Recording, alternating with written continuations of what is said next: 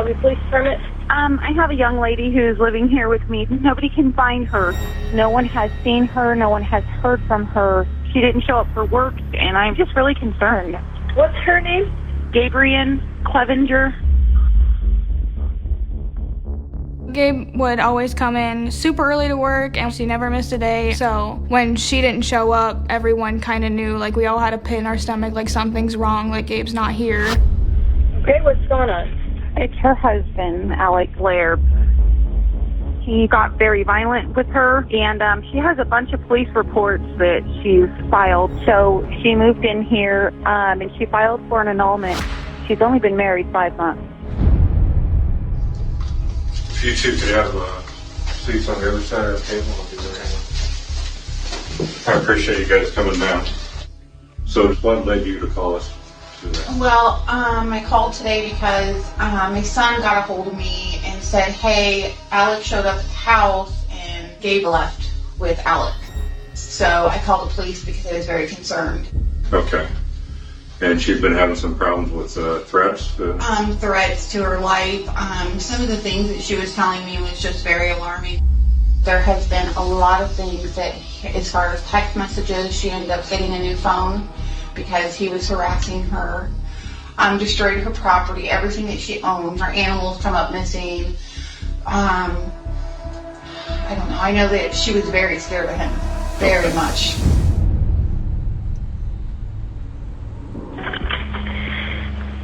Shelby Police Department. Hello, I received a call from you guys that I missed. Who am I speaking with? Alec Blair. Okay. I'm calling in regards to a Gaberien Clevenger. Are you currently with her by chance? No, I'm at work. You're not with her at all. Have you seen her today? I saw her earlier. I was talking to her because we were going to try to go to the courthouse for divorce stuff, but she didn't want to, so I left. Okay. And you don't know where she would have gone? I don't know anything about that, no. Okay.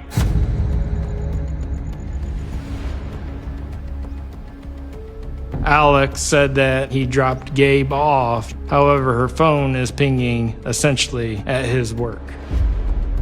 At that point, Shelby PD responded out to where Mr. Blair works to attempt to make contact with him. Obviously, you know your wife has been reported missing. Yeah. So, do you have any idea where she could be or anything like that? Honestly, I don't really know. You mind if we look in your vehicle? That'll be fine. All right. Deputy Frazier and I began looking inside the vehicle. A short time later, Deputy Frazier indicated to me that he saw cleaning product on the floor of the vehicle.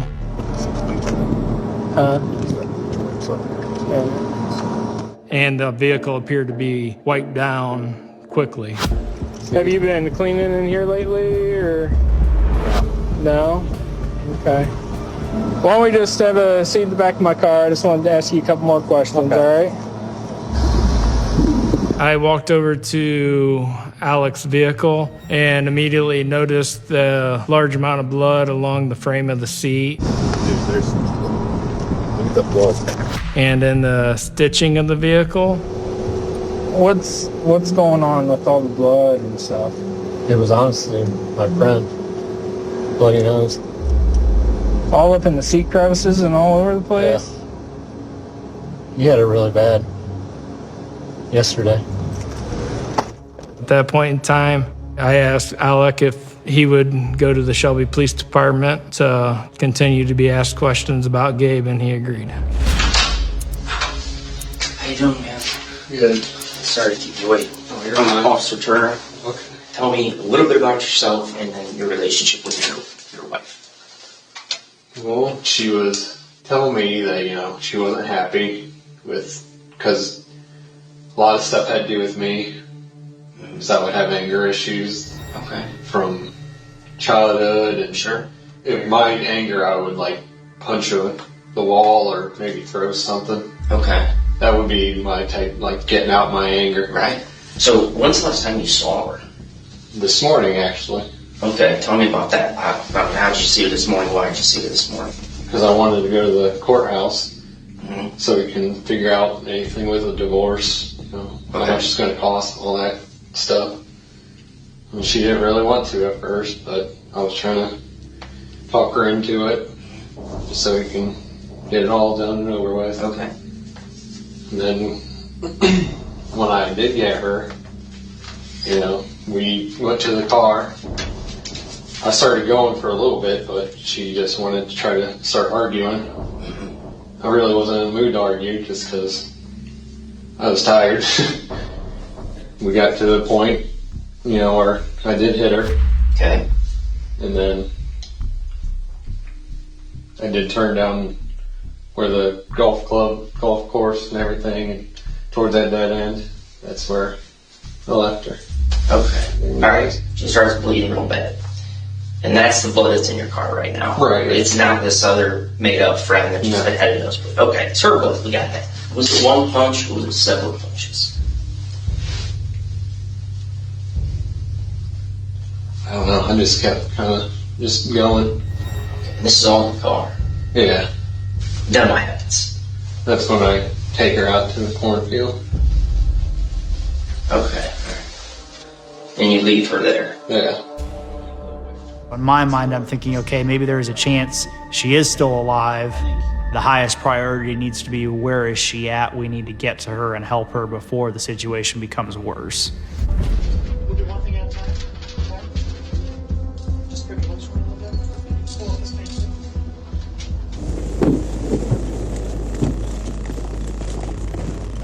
He said it was in a field. Shit. I kind of went down into a ditch. Just kind of was scanning with my flashlight, and then I found her. We cordoned off the area, and the state crime lab came in.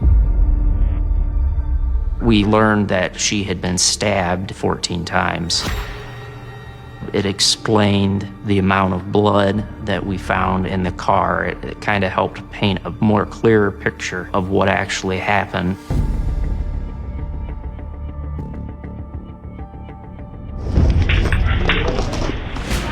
So she's the blue chair there, Alec.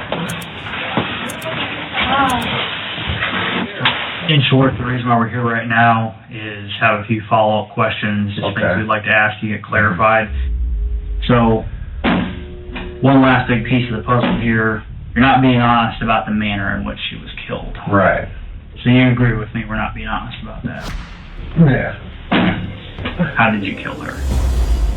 Just picked her up, went to my house on Taylortown, where I was going to grab my lunch and stuff.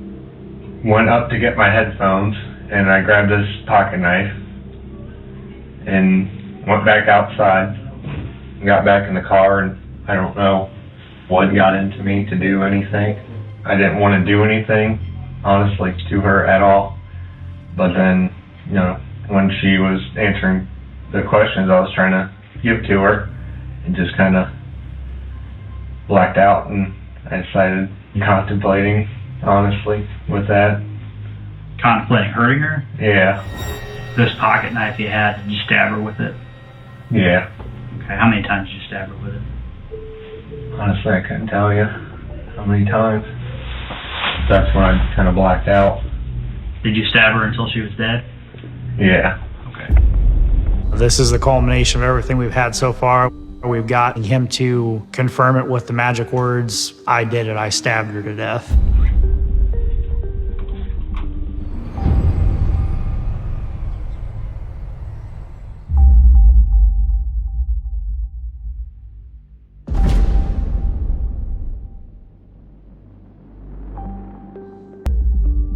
I was happy that we came to the resolution of the case we did, but at the end of the day, it's still a tragedy that a young woman who had her whole life ahead of her was just viciously murdered.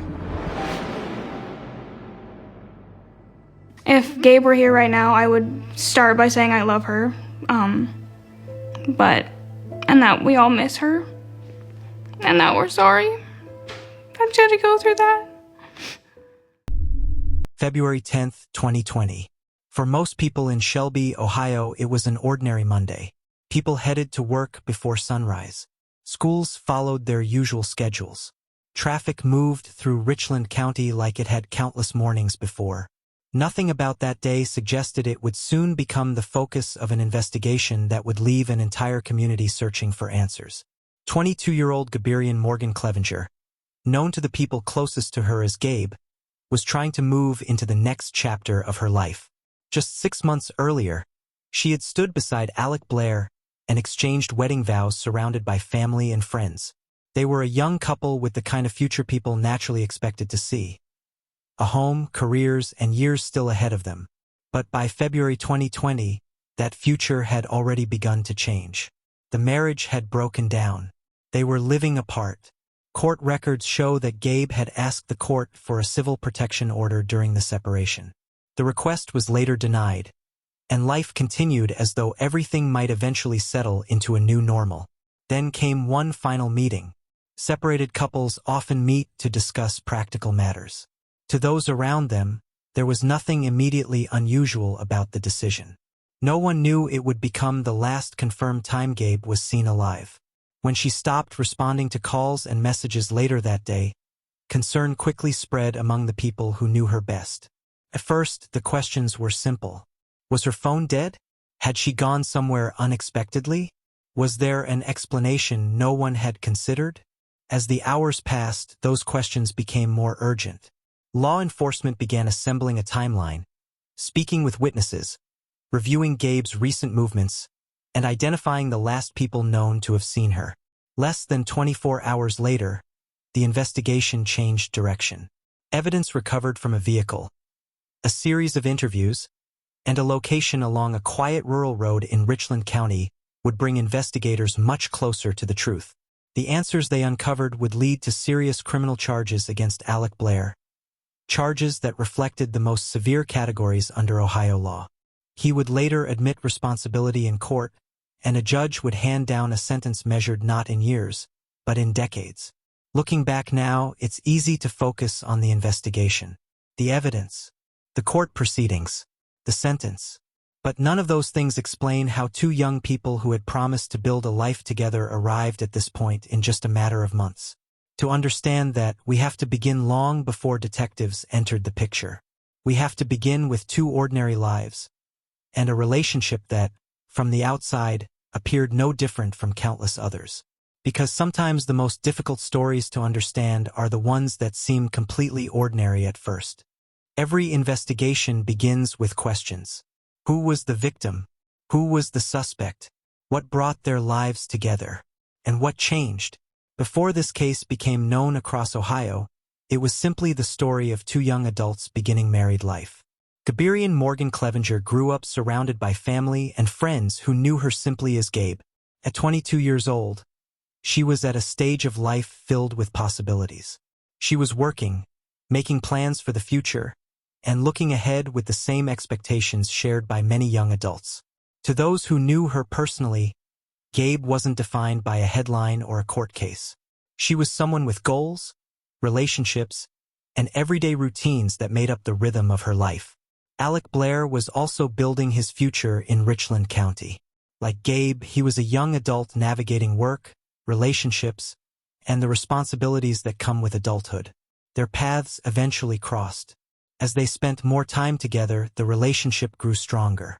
Family and friends watched two young people build a connection that appeared to be moving toward a shared future. On August 17, 2019, that future seemed to become official. Gabe and Alec were married. Wedding photographs captured smiles, family gatherings, and the optimism that often surrounds the beginning of a marriage. No photograph can reveal what the future holds. Captures only a single moment. Looking back now, those images carry a different meaning, but at the time they represented hope, commitment, and the belief that two people were beginning a life together. For those closest to the couple, there was every reason to believe they were entering a new chapter. Life continued much as expected.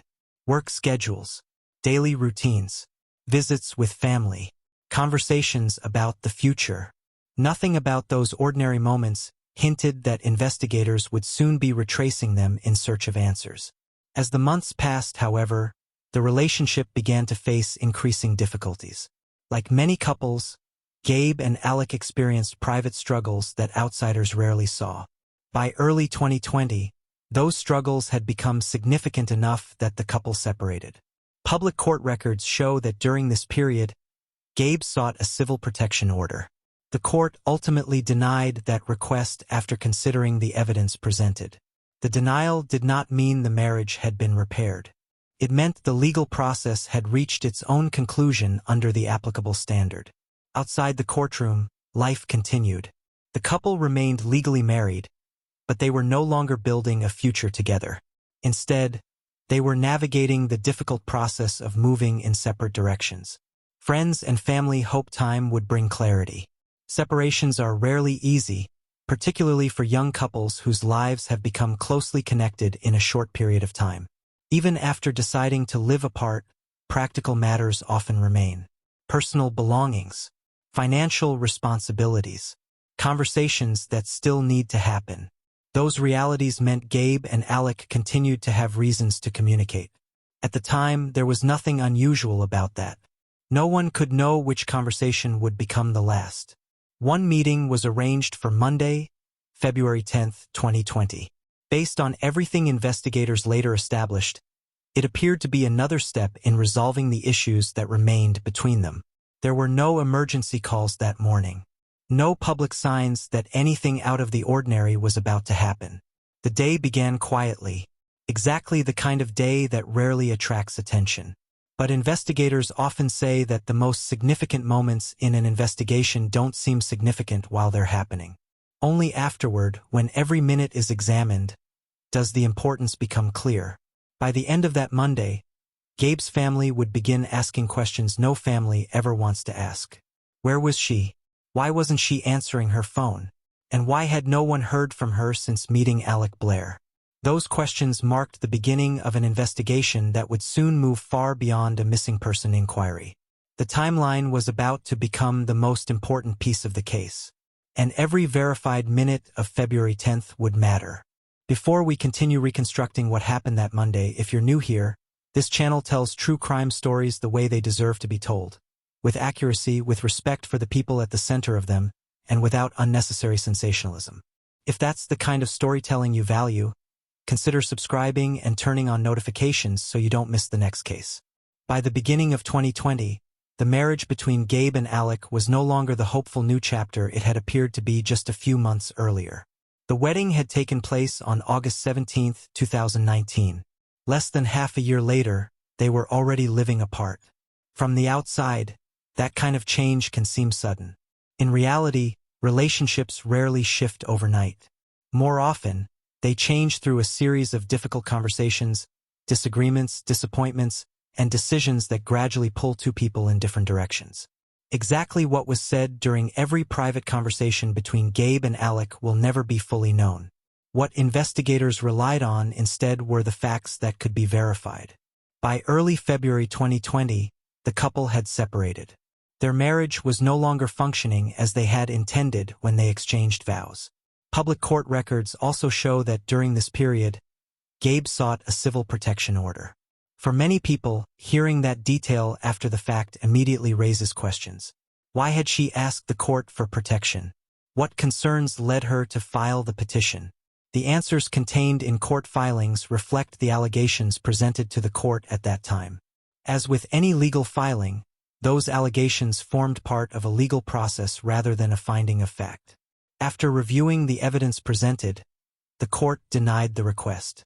That decision meant the legal requirements for issuing the order had not been met based on the information before the court. It did not resolve the difficulties within the marriage. It did not mean the relationship had improved. It simply marked the conclusion of that particular legal proceeding. Outside the courthouse, life continued. Gabe continued working. She stayed connected with the people who cared about her. Like many young adults navigating the end of a marriage, she appeared to be trying to move forward one day at a time. Separations often involve more than emotions. There are practical matters to address: personal belongings, financial responsibilities, documents, future plans. Even after deciding to live apart, former partners frequently need to communicate while resolving those issues. That was the situation Gabe and Alec found themselves in. Although they were separated, they still had reasons to remain in contact. Investigators would later determine that those ongoing communications became an important part of understanding the events that followed. Looking back now, it's tempting to search for one defining moment, one conversation, one decision, one event that clearly explains everything. But investigations rarely work that way. Instead, detectives assemble dozens of individual facts. Each fact may seem ordinary on its own. Together, they reveal a much larger picture. As detectives later reconstructed the timeline, they found no evidence that anyone around the couple expected what was about to happen. Family members were concerned about the separation. Friends understood the marriage was ending. But there was nothing publicly visible that suggested this relationship would soon become the center of a homicide investigation. That contrast would become one of the most striking aspects of the case. From the outside, life appeared to be continuing. People went to work. Friends stayed in touch. Daily routines remained largely unchanged. Yet beneath those ordinary routines, the relationship had reached a point where every future decision carried greater significance. As Monday, February 10th approached, one final meeting was arranged. The purpose of the meeting has been described in public reporting as relating to the couple's separation and unresolved matters between them. Separated spouses meeting one another is not unusual. It happens every day. Most of those meetings end with nothing more than another conversation completed. There was no reason for Gabe's family to believe this meeting would be any different. She left expecting to return. Nothing suggested otherwise. That assumption that life would simply continue would shape the first hours after she stopped responding. When someone is running late, family members don't immediately imagine the worst. They wait, they call, they send messages. They assume there is an explanation. Only after those explanations begin to disappear does concern begin to grow. Investigators would later identify February 10th as the most important day in the entire case. Every movement, every phone call, every confirmed sighting, every interaction, each would become part of an exact timeline built from witness statements, electronic records, and physical evidence. But at that moment, none of those pieces had been assembled. There was no investigation yet, no detectives comparing timelines, no forensic teams examining evidence. There was only an ordinary Monday slowly moving toward evening. As the day progressed, Gabe met Alec Blair. That meeting would become the final confirmed point at which she was known to be alive. What happened afterward was unknown to everyone except the people who had been there. For investigators, that unknown period became the central question of the entire investigation.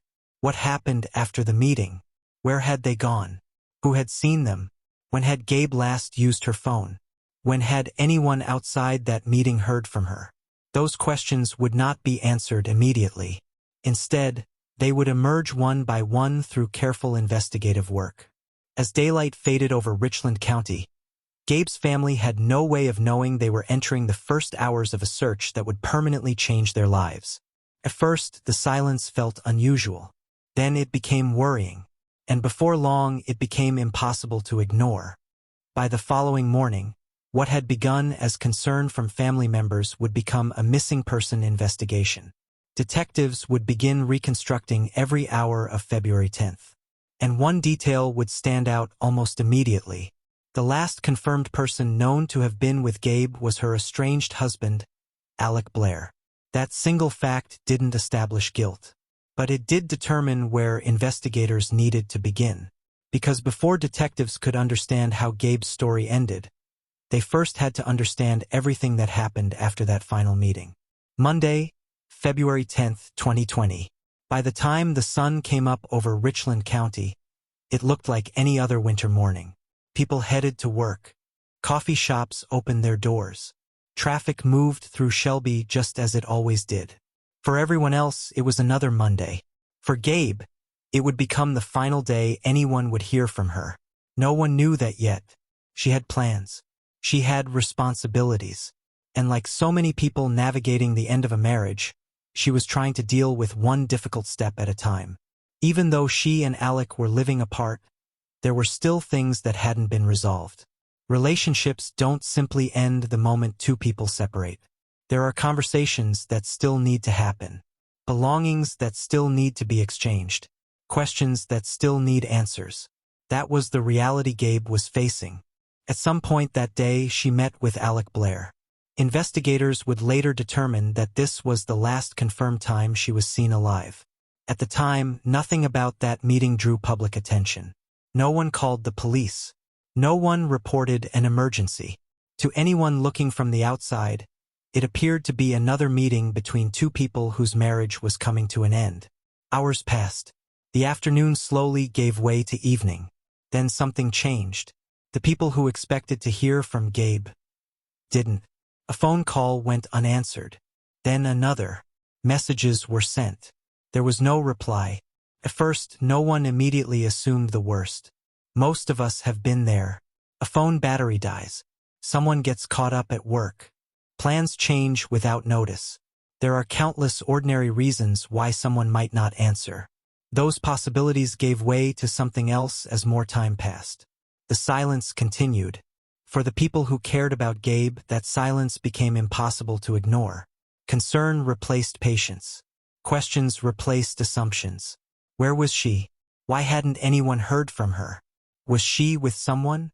Had something happened? As those questions grew, investigators would later begin working backward, trying to account for every hour of Gabe's day. Who had spoken with her? Who had seen her? Where had she gone? Every answer helped narrow the timeline, and every confirmed detail pointed detectives back to one person, Alec Blair. That fact alone did not determine what had happened. When someone goes missing, investigators begin with the people who most recently had contact with them. It's a standard investigative step. The goal isn't to jump to conclusions. The goal is to establish facts. As detectives would later explain, building an accurate timeline is often one of the most important parts of any missing person investigation. Every phone call, every message, every witness, every confirmed location. Individually, those pieces may seem ordinary. Together, they reveal what happened and what didn't. As the evening turned into night, Gabe's family faced an uncertainty no family wants to experience. Every passing hour without contact made the situation more concerning. They couldn't know that investigators would eventually spend months reconstructing this single day. They couldn't know that evidence collected later would answer questions they didn't yet know to ask. They only knew something wasn't right. By the following day, what had begun as concern became an official search. Detectives from the Richland County Sheriff's Office began gathering information from everyone who might help explain where Gabe had gone. Friends were contacted. Family members were interviewed. Investigators started comparing timelines, verifying movements, and identifying the last confirmed moments before communication stopped. Piece by piece, a clearer picture began to emerge. One detail quickly stood out. Alec Blair had been with Gabe on February 10th. That meeting became the anchor point for everything investigators would do next. What happened before it could be verified? What happened after it became the central mystery? The answers weren't going to come from assumptions. They would come from evidence. Detectives knew that missing person cases are often solved by the smallest details. A receipt, a surveillance camera, a witness who remembers seeing a vehicle, a phone record showing where someone traveled. The challenge wasn't finding one dramatic clue. It was connecting dozens of ordinary facts until they formed a complete picture. As investigators continued their work, one location began drawing particular attention. It wasn't a remote field. It wasn't an abandoned building. It was a place connected to everyday life. A place no one would have expected to become one of the most important locations in the entire investigation. That discovery would change the direction of the case. Because what detectives found there suggested they were no longer looking for someone who had simply disappeared. They were looking at something far more serious. And from that moment forward, every hour became critical. By the morning of Tuesday, February 11th, the questions surrounding Gabe's disappearance had become impossible to ignore. For the people who loved her, an entire night had passed without hearing her voice. That wasn't normal. Every unanswered call, every message left unread, made the silence feel heavier than the hour before. While family members hoped for a simple explanation, detectives began doing what investigators always do when someone suddenly disappears. They started with the timeline, every confirmed movement, every conversation, every person who had seen Gabe, every place she had been. The first objective wasn't to solve the case. It was to establish the facts. Investigators from the Richland County Sheriff's Office spoke with family members, friends, and others who might help account for Gabe's final known movements. Each interview added another piece to the timeline. Some details confirmed what detectives already knew. Others raised new questions. One fact quickly became especially important. The last confirmed meeting in Gabe's timeline was with her estranged husband, Alec Blair. That didn't answer the investigators' questions. It simply established where they needed to begin. From there, detectives worked methodically. They compared witness accounts. They examined the sequence of the previous day's events. They looked for anything that could help determine where Gabe had gone after that final meeting. As those efforts continued, attention turned toward a vehicle connected to Alec Blair. Public reporting identifies it as his Jeep. Investigators located the vehicle at Blair's workplace, Nanogate J Systems, in Shelby. Finding the Jeep was significant, not because it immediately solved the case, but because it gave investigators something they could examine rather than speculate about. Experienced investigators know that vehicles often preserve valuable evidence. Every surface, every compartment, every item left behind. Each has the potential to answer questions that witnesses cannot. The Jeep was carefully processed. As investigators examined it, they discovered evidence that caused the investigation to change dramatically. Authorities have publicly stated that what they found inside was consistent with a serious crime having taken place. Evidence significant enough that the case could no longer be treated as a simple disappearance. At that moment, the investigation crossed an important threshold. Detectives were no longer treating the case solely as the search for a missing woman. The evidence suggested they might be investigating something far more serious. That shift affected every decision that followed. Additional investigative resources were brought in. The timeline became even more important. Every hour of February 10th was revisited. Every movement had to be verified. Every statement had to be compared against the evidence already collected. Investigators understood that facts, not assumptions, would determine where the case went next. While forensic specialists continued examining the Jeep, detectives focused on interviews. In any investigation, interviews serve two purposes. They gather information, and they allow investigators to compare what people say with what the evidence ultimately reveals. Consistency matters. So do omissions. Sometimes a detail that seems unimportant during an interview becomes highly significant once the broader timeline is understood. As detectives continued speaking with Alec Blair, they also continued evaluating the physical evidence recovered during the investigation. The two processes moved together. One informed the other. Little by little, the timeline became clearer. The uncertainty that had defined the first hours of the investigation was beginning to narrow. Investigators were no longer asking where to start. They were following evidence that was leading them in a specific direction. Outside the investigation, Gabe's family could only wait. Every passing hour brought new uncertainty. They didn't know what investigators had found. They didn't know what conclusions detectives were beginning to reach. They only knew that the search had become increasingly serious. For investigators, however, every new piece of evidence carried responsibility. No conclusion could be reached until it was supported by facts. Every finding had to withstand careful examination. Every decision had to be based on evidence that could later be presented in court. That disciplined approach would become one of the defining features of the case. Detectives resisted the temptation to fill gaps with assumptions. Instead, they allowed the evidence to guide them. As interviews continued, investigators reached a breakthrough. According to public statements from law enforcement, information obtained during the investigation led detectives to a rural area near Bowman Road, south of State Route 96 in Richland County. It was a quiet stretch of road, far removed from the ordinary routines that had begun just one day earlier. Search efforts focused on that location. Investigators hoped the evidence would answer the question that had driven the investigation from the very beginning. Where was Gabe?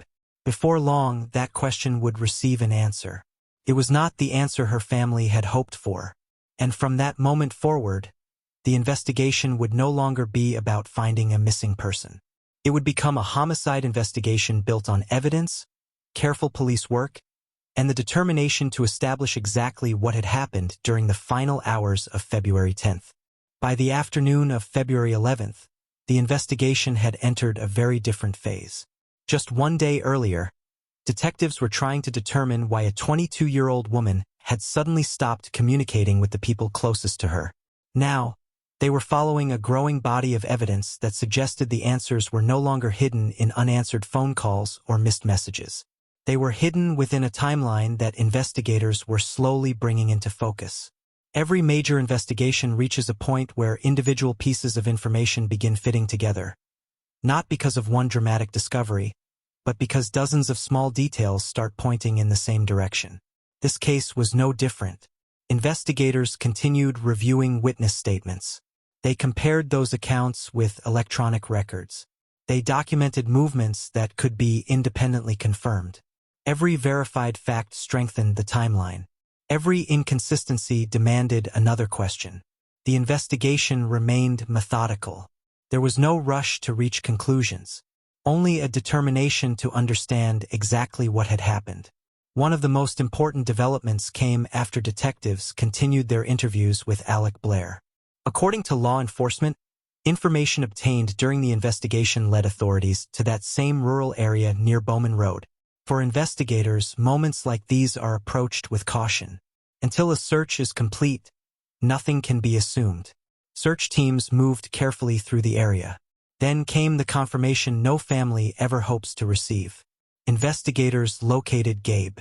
The search for a missing person had come to a heartbreaking end. From that moment forward, the investigation became a homicide case. While that discovery answered one question, it created many others. Detectives still needed to establish exactly what had happened. When had Gabe died? Where had the events taken place? How did the evidence fit together? Those answers would have to come from careful forensic work, not speculation. As investigators processed the scene, every step followed established procedures designed to preserve evidence. Photographs were taken. The area was documented. Potential evidence was collected and cataloged. Nothing was rushed. Every detail mattered because every detail could later be examined in court. At the same time, forensic specialists continued analyzing evidence recovered from the Jeep investigators had located at Alec Blair's workplace. Authorities have stated that evidence inside the vehicle played a significant role in directing the investigation. Rather than relying on assumptions, detectives compared what they found in the vehicle with the physical evidence recovered during the investigation. Each comparison helped determine whether the timeline being assembled matched the evidence. Meanwhile, investigators continued examining digital records. Modern investigations often rely on far more than witness testimony. Cell phone activity, communication records, location data where available, timestamps. Each digital record can help verify when events occurred and whether different pieces of evidence support one another. In this case, detectives worked to ensure that every important event could be placed within an accurate sequence. The goal wasn't simply to tell a story. It was to build a timeline supported by evidence that could withstand scrutiny in court. As that timeline became clearer, investigators were able to reconstruct the final known movements leading up to Gabe's disappearance. Each confirmed movement narrowed the remaining unknowns. Each verified detail reduced the space for uncertainty. By this point, the investigation was no longer driven by unanswered questions alone. It was driven by evidence. That distinction would become critical as prosecutors prepared the case. In criminal investigations, evidence carries far greater weight than assumptions or speculation. Witnesses can forget details. Memories can fade. But physical evidence, when properly collected and examined, provides investigators with an objective foundation upon which to build their case. That principle guided every decision made during the investigation. As detectives compared witness statements with forensic findings, they focused on consistency. Did the evidence support the timeline? Did different sources independently confirm the same sequence of events? Were there details that required additional investigation? Those questions shaped the remaining stages of the case. Behind every investigative decision was a simple objective: present the truth as accurately as the evidence allowed. As prosecutors later reviewed the findings, they weren't relying on one piece of evidence. They were evaluating how multiple forms of evidence supported one another. The vehicle, the recovery location, witness interviews, digital records, forensic examination. Together, those elements formed a comprehensive picture of what investigators believed had taken place. For Gabe's family, however, none of those developments could lessen the loss they had suffered. The investigation had answered where she was, could not answer why this had happened. That question would remain at the center of the case as it moved into the criminal justice system. With the investigative phase nearing completion, prosecutors now faced the responsibility of presenting the evidence in court. The focus would soon shift from searching for answers to proving them. And as the legal proceedings began, Alec Blair would face charges that reflected the conclusions investigators had reached after months of careful work. The search was over. The investigation had established its direction.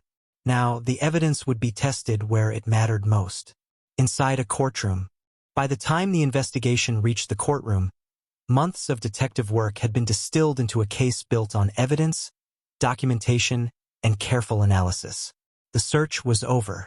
The timeline had been reconstructed. Witnesses had been interviewed. Forensic findings had been reviewed. Now the responsibility shifted from investigators to the justice system. The criminal case against Alec Blair moved forward in the Richland County Court of Common Pleas.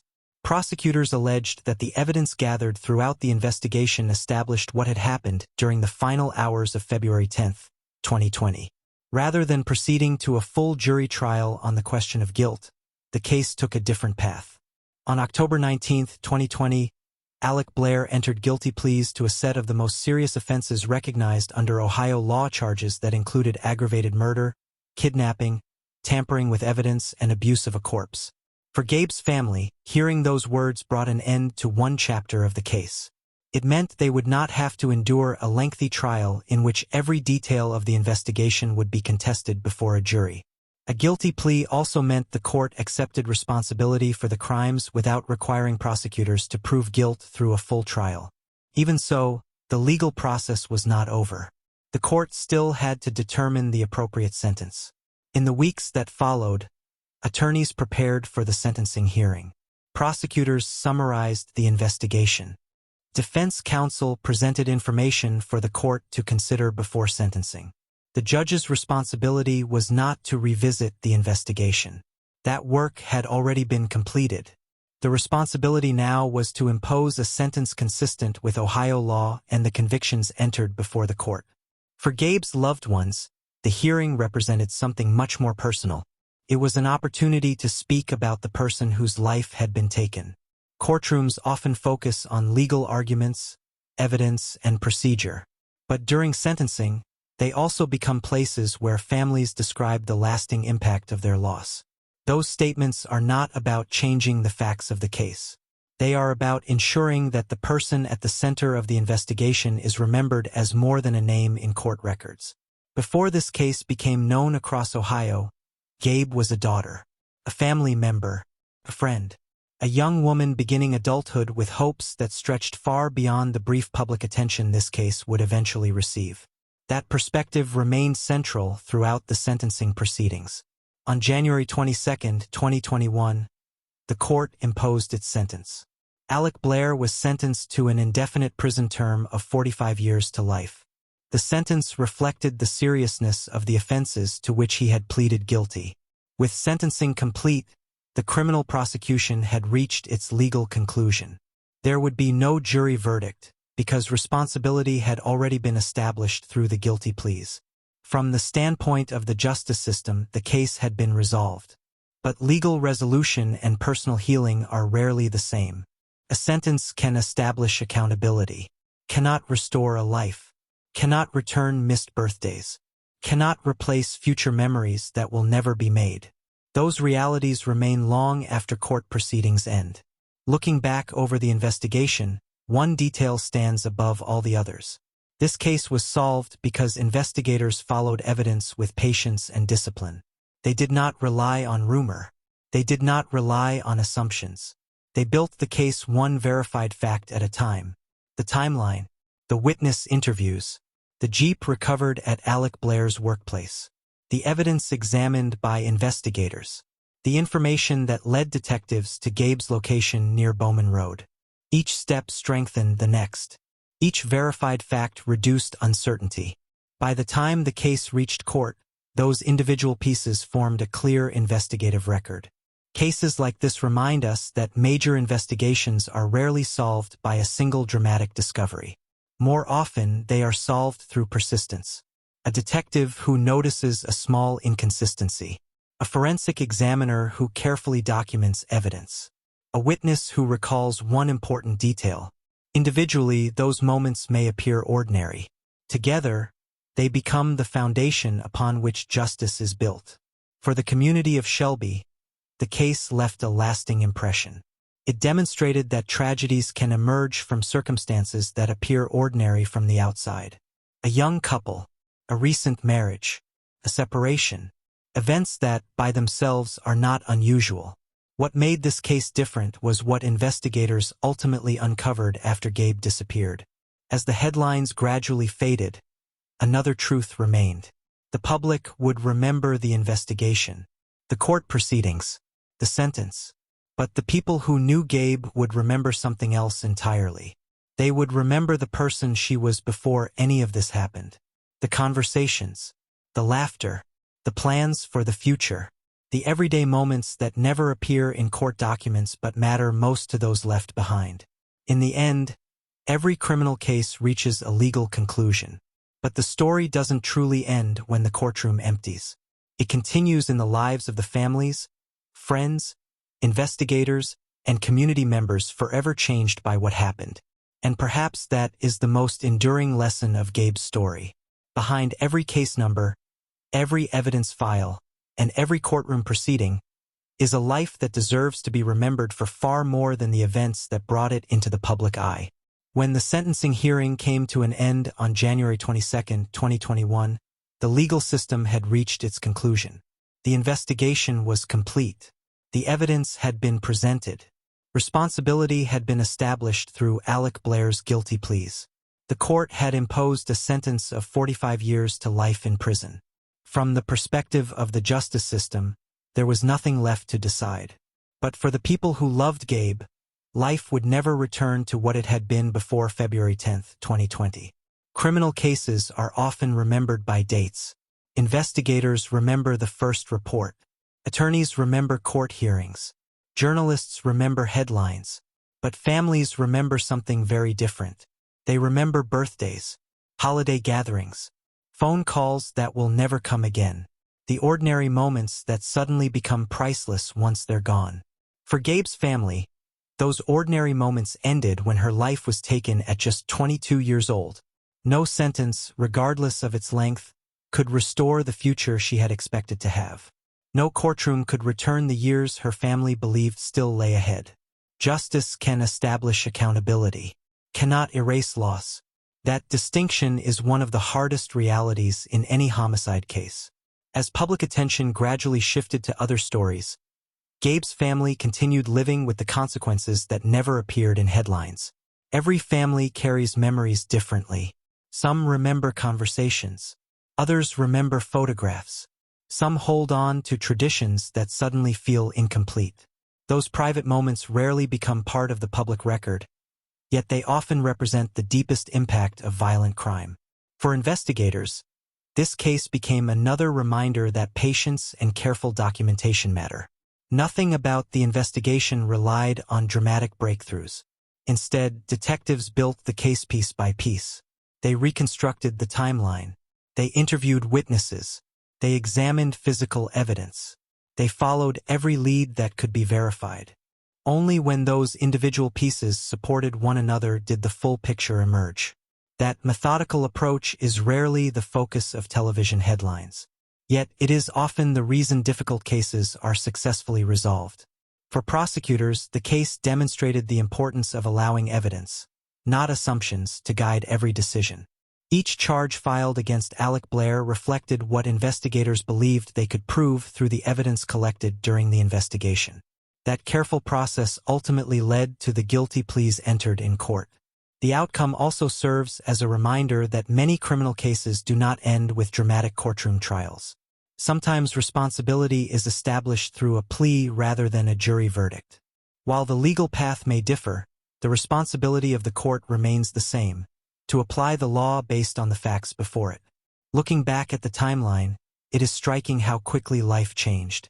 On August 17, 2019, Gabe and Alec stood together on their wedding day. Family and friends gathered to celebrate what they believed was the beginning of a shared future. Less than 6 months later, the marriage had ended in separation. By February 10, 2020, an ordinary Monday had become the beginning of a homicide investigation. Less than a year after the wedding, the case had reached its conclusion in court. Those dates now form the public timeline of the case, but they tell only part of the story. The more important story is the one that existed before the headlines, before detectives arrived, before evidence was collected, before court hearings filled calendars. Gabe was living a life that extended far beyond the events that ultimately brought her name into public view. She was known by the people around her not as a victim, but as a daughter, a friend, a coworker, and a young woman with plans for the future. That perspective matters because true crime, at its best, should never lose sight of the human being at the center of the investigation. The evidence explains how a case was solved. The legal process explains how accountability was established. Neither fully captures who was lost. As this case moved through the justice system, investigators answered the questions they were responsible for answering. Who was last known to be with Gabe? What evidence supported the timeline? How did the physical evidence align with witness accounts? Where did the investigation lead? Those questions received answers supported by the evidence. Other questions belong to a different part of the story. Why do relationships sometimes deteriorate so quickly? How can warning signs be recognized before circumstances become irreversible? What support is available for people navigating difficult or controlling relationships? Every case encourages those conversations, even though no single case can answer them completely. Perhaps the most enduring lesson from Gabe's story is not found in the courtroom. It is found in the importance of taking concerns seriously, listening without judgment, and recognizing that many personal struggles remain hidden from public view. No one outside a relationship ever sees every conversation. No one witnesses every disagreement. Most people only see what happens in public. That reality calls for empathy. It calls for listening carefully when someone shares concerns. It calls for taking those concerns seriously. Not because every difficult relationship ends in tragedy. Most do not. But because support, understanding, and simple compassion can matter far more than we sometimes realize. As this story comes to a close, it is worth returning to where it began. Not to the investigation, not to the courtroom, but to Gabe. Before she became part of a criminal case, she was simply a young woman building a future. She had people who loved her. She had plans she expected to fulfill. She had ordinary days that, at the time, probably felt no different from anyone else's. That is how she should be remembered, not only for the circumstances that brought national attention to her name, but for the life that existed long before those events. Because behind every case file, every courtroom document, and every headline, there is a person whose story deserves to be told with care, with accuracy, and with respect. Thank you for spending this time with us. If this documentary helped you better understand the facts of this case and the importance of evidence-based storytelling, we appreciate you being here. Until next time, take care of the people around you. Listen when someone tells you something doesn't feel right. And remember that every life has a story worth protecting long before it ever becomes a headline.